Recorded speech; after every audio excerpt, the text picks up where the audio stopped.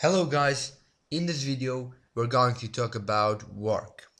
So let's start, okay?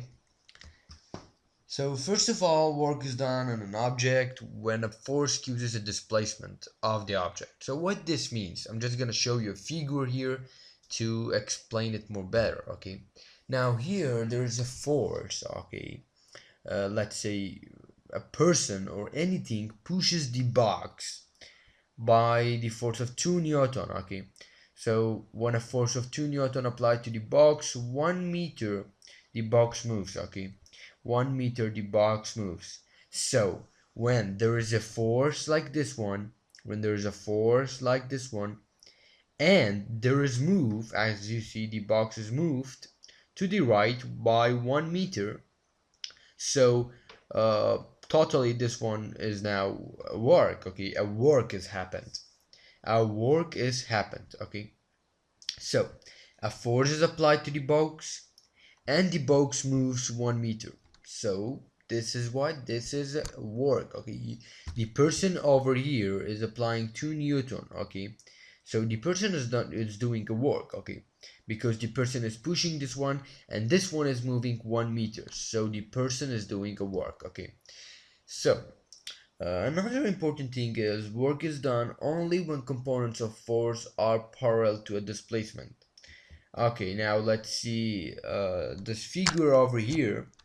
Now as you see, this guy is now lifting this box and moving ahead to the right, okay? Moving ahead to the right. Actually, he gives the force of carrying the box, not to move it. No, it's not giving a force to move it because he's moving, okay? So he's giving a force of up, okay, to hold that box, okay? So he's holding it, and then maybe a force of 2 Newton or maybe 4 Newton is applied to the box, okay? So now the force is just to the up and the move is to the right. The displacement is to the right. So this is not a work done, okay? This is not a work done. Work done is actually, we can say work is done only if the force component is parallel to the displacement component, okay? Okay, now as you see here, the force is to the up and the displacement is to the right, so this is not uh, a work done, okay? So it should be both of them one side or both of them different side, but not one of them up, one of them right or left, okay? Okay, so force is up and then the displacement is right, so this is not a work done, okay? So the next thing I want to talk about is work is a scalar quantity. How can you actually prove that work is a scalar quantity? Okay, now force is a vector quantity. I'm just gonna give you some basic information. So force is a vector quantity, and displacement is a vector quantity, okay? And displacement is a vector quantity. So now the formula of work is this one. The formula of work is this one. So force is a vector quantity, displacement is a vector quantity. So what should work be? Okay, so let's imagine that those are negative. Negative produces positive, okay? So here there is a vector times vector makes scalar, okay? Vector times vector makes scalar. So don't forget, the force is vector, the displacement is vector, and the work is scalar, okay? Now you can prove that how work can be scalar, okay? Another important thing I want to talk about is work done on an object when a force causes a displacement of the object. Okay, showing this in a figure now. Work done on an object when a force causes a displacement of the object. Okay, so now here in this figure, actually, let's say in this figure, there is a force of 2 Newton and the box moves, so there is a work. But here there is a force of 2 Newton, but the box cannot move because of the wall over here. So I push it 2 Newton, the box cannot move, 3 cannot move. So this is not work, okay? This is not work. Don't forget, this is not work. Only there is a force, okay?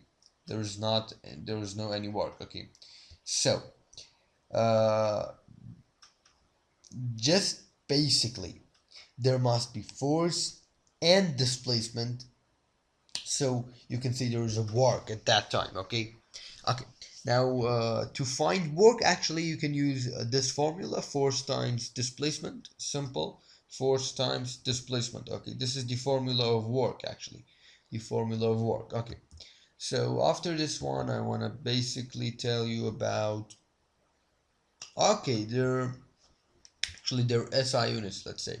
Now, force, as you know, is Newton, and displacement measures in meter, and work in joules. So don't forget, Newton times meter is equals to joule. Newton times meter is equals to joule. Okay, Newton times meter is equals to joule. So this is the formula of work, and this is the formula to find joule. So when you find joule, you find work. When you find meter, you find displacement. When you find Newton, you find force. Okay, here I'm just gonna solve some basic questions.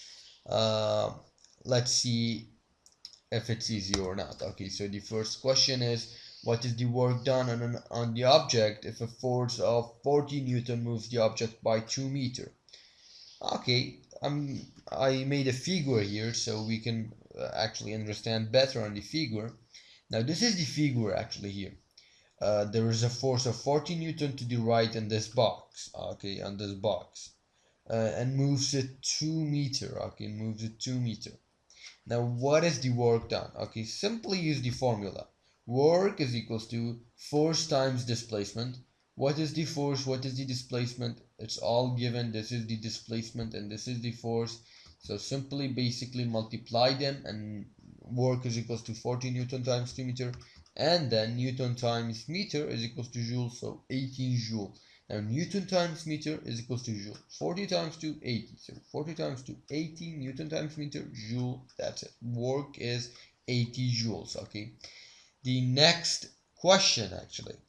How much work do you do on an object of mass 3 kilogram as you lift it a distance of 50 centimeter straight up at constant speed, and B, you lower it through the same distance again at constant speed. Okay, and let's see this figure to understand better. So the height is 50 centimeter, but you need to convert this to meter. So as you know, 100 centimeter is 1 meter, so divided by 100 is just going to give you 0.5 meter. Okay, 0.5 what meter? Okay, the height is 0.5 meter. Now you can say this question is a little confusing. There is no force given, so how can I solve it? Okay, so I'm gonna give you the actually formula of force, and you can find force every time. Okay, so force is equals to mass of the object times gravity. Okay, so what happens now? Can you find the force? Yes, the mass is 3 kilogram, and everybody knows the gravity is 10 Newton per kilogram, or 9.8 Newton per kilogram but if I round it, so I got 10. Okay, so now the force is 30 Newton. The force is 30 Newton. The displacement is 0.5. So you can basically use the formula back again to get your answers. Okay. So here there is, to solve A, we can simply use the formula. Work is equals to force times T. Okay, what is the force? It's 30 Newton. What is the displacement? It is 0.5 meter.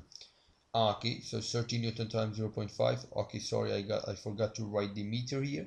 So 30 Newton times 0.5 meter is going to give you 15 joules. Okay, because meter times Newton is going to give you the joule. Okay, so basically this wasn't 15 joules, sorry.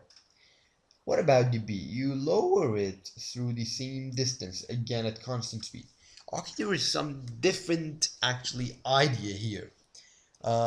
When you lift the ball, or let's say the box, okay, you give a force of up and you give a displacement of up. So when you leave this one, you force it up and you really take that up. But what if one when what actually you do when you lower it, okay? When you lower it, you give a force of up, but you give actually a displacement of down. Okay, let me show you more better. Okay, so now force when you lower it, okay, force is to the up. Okay, force is to the up, but displacement is to the down, so they are opposite. Anytime that this happens, if the force is opposite to the displacement, so the answer, or let's say the work, is going to be negative. Why? Because you actually lose work. Okay, you actually lose it. Okay, so you give a force of up, maybe 10 newton, and the displacement is done. Why? Because of the gravity. So the force of the gravity is stronger than the normal force, so that's why. So force is up and displacement is down, so we can say the answer is going to be negative. Let's see it here. Now in the B part, simply basically write the formula, and negative 30 newton times 0.5. Well, because of negative 30 newton, or you can simply not write this one, basically write the answer negative 15 joules. Okay, this is answer. And I guess that's it for today. I hope you understand well. See you guys in the next video. If you have any questions, comment me below. Don't forget to subscribe. Thanks for watching.